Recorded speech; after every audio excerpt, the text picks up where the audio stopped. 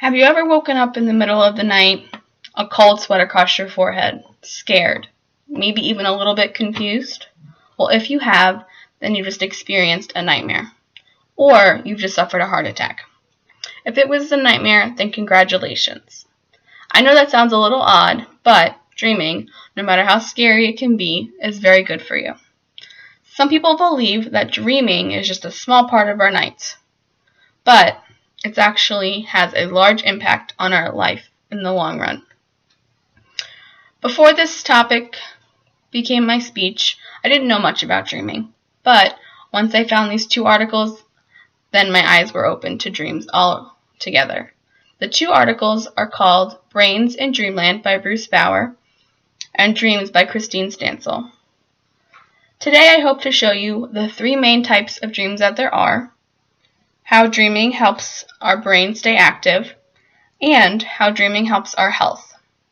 Now, let's get down to business.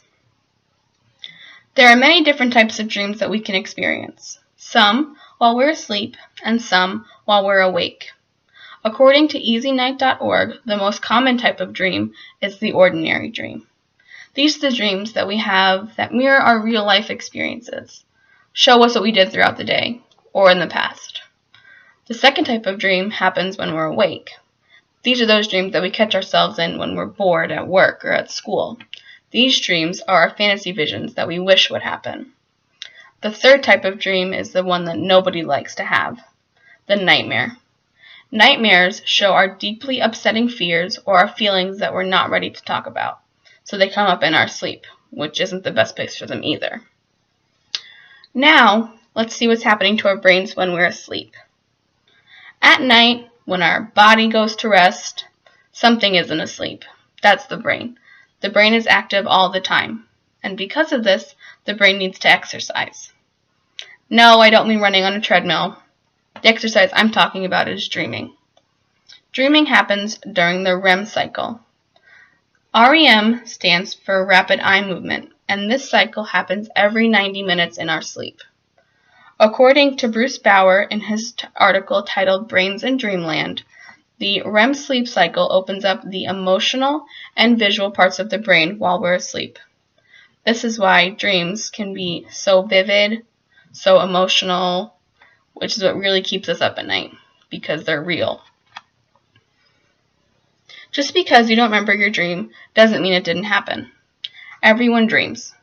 We just don't always remember it. So when you wake up in the morning and you think, man, I didn't dream last night. You did. Finally, let's talk about the correlation between our health and our dreams. Every night when you go to sleep and you have a dream, that means that your body is asleep. Asleep enough to where your body is being healed. Being able to dream means that you're in the REM cycle. The REM cycle is the deepest state of sleep that we can have, and this is where our body is the most at rest. Proper rest and sleep means that our body is working. When the body works, the body fights, and the body fights off as much as it can when it's asleep. That's why when you're sick, your mom always tells you to go take a nap, because that's when the body does most of its healing. In conclusion, I hope this speech has better opened your eyes to dreams and how they're great for us. The many types of dreams keep our brains constantly moving. Dreaming keeps our brain active even when our body cannot, and dreaming keeps us healthy, whether we know it or not. So the next time you wake up from that dream, and you're scared and you want to cry, just remember that that dream is keeping you healthy. So maybe you should go back to sleep and do it again. According to Christine Stansel in her journal entry titled Dreams, she makes a memorable quote about dreams that I really liked. She says that in a society that is built on visions and magic, sleep is where the alive and the dead converse. This showed me that dreams show us what we truly want to know, and because of that, dreaming is important.